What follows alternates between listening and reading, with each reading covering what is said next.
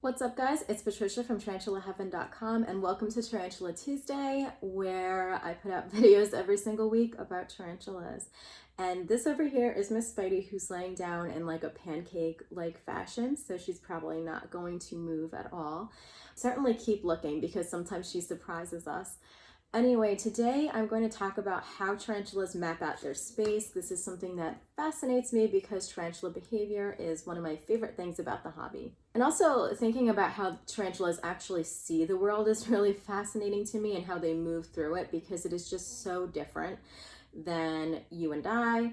And it's also so different from things like cats and dogs. It's completely foreign. And the more I observe my own tarantulas, I tend to notice things that are so nuanced and just so strange that I find myself always looking for answers, and they're not really being much of anything because I think it's such an understudied part of our animal world. So we may not know much about the inner workings of tarantulas, but I've certainly seen a thing or two that have made me really think. So what we do know, as far as the scientific data supports, is that tarantulas have terrible eyesight. Despite having 8 eyes, they're not very good. And so they're not likely to use their vision to be something that helps them get around. To our knowledge, we also currently do not believe that tarantulas have anything sort of like a working memory, anything that helps them remember paths, layouts, remember where they found food last time, anything of that nature. We don't think that tarantulas can actually do that right now.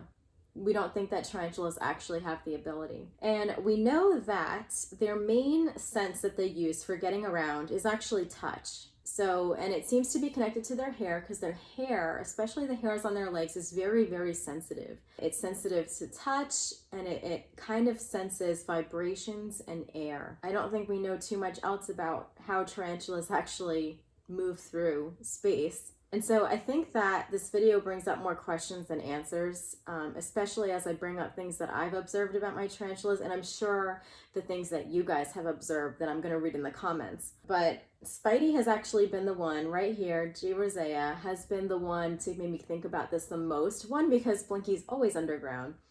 But also because I've noticed Spidey doing the weirdest stuff. You know, I often notice that Spidey gets obsessed with one area or spot in her tank, and it's very specific. Like, she knows exactly where that spot is, and she'll actually have like distinct paths that she takes in her tank. And so to me, it looks like there is some sort of memory for the layout of her tank, or some sort of memory about, you know, where did she come from, and what path did she go down, and how did she get back there. And it's hard because there's not much evidence that actually supports this. There's actually evidence or more evidence that says, no, that's not possible, because tarantulas' brains don't really work like that.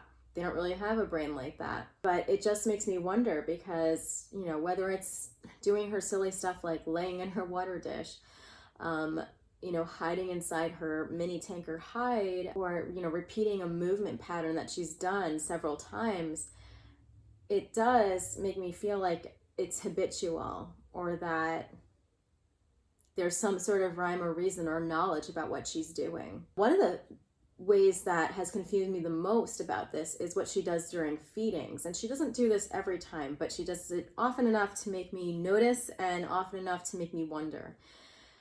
So I have observed Spidey, and let me know if your spiders do this too, I'm sure they do. But I've observed her putting her food down. So if she's got a cockroach in her mouth, she will put her food down in one place, and she'll move around. You know, maybe she spins around, does a little webbing, or maybe she just tries to get a little bit more comfortable. And then magically she's able to find it again with like amazing precision, because it's not like she picks it up with her legs, she picks it up with her fangs. So she's able to put this food down, you know, do a little dance, move around, and apparently not have any memory of where the food is, but yet can still find it on the first try and pick it up with her fangs. I can't do that. I could never do that. And like, she never misses, like she is always on it. And how is it possible that a creature who can't remember anything, can't see anything, can't like smell or anything like that the way that we do, how could she know that? And so that is the thing that really makes me wonder. So I don't know, like when I think about her habits of, getting obsessed with certain parts of her tank, I wonder, is she really experiencing it all for the first time? And this is just hardwired into her to take certain paths or get obsessed with certain things?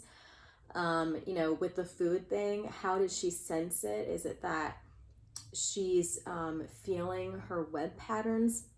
Even though, my eyes can't see it visually, I wonder if she can sense it and that it's still there.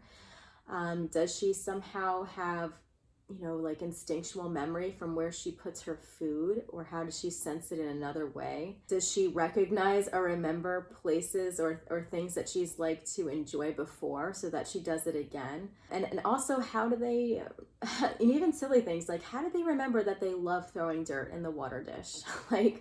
Or like, how do they, is that so much an instinct that just all tarantulas, they just are born with the knowledge that if there's any sort of dish around or any sort of pond or concave object, that we throw dirt in it?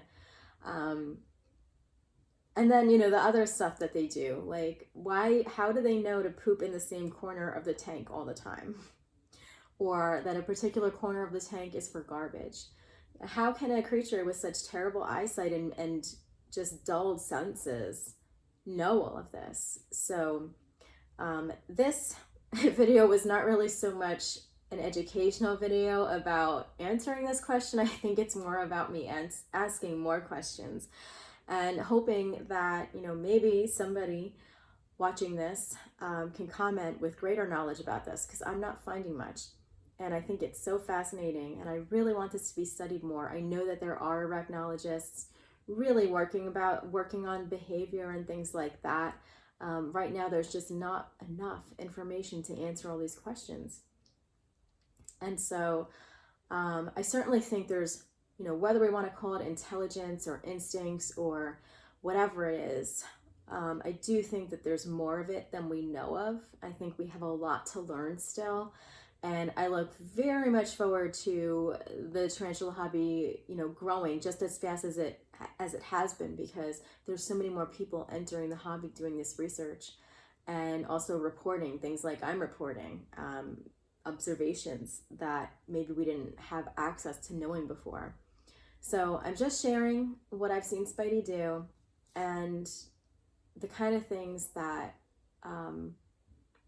maybe could be behind it, or I guess theories that might be behind it. But I think what I'm really doing is asking you guys if you know how they actually map out and move through space and kind of remember, I guess. Anyway, I hope this video made you think.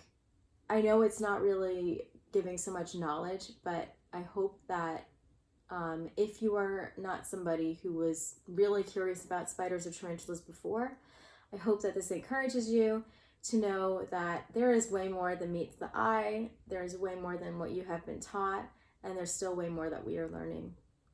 Anyway, guys, I hope that you have a wonderful week, and I will see you next week for Tarantula Tuesday. Take care. Bye-bye.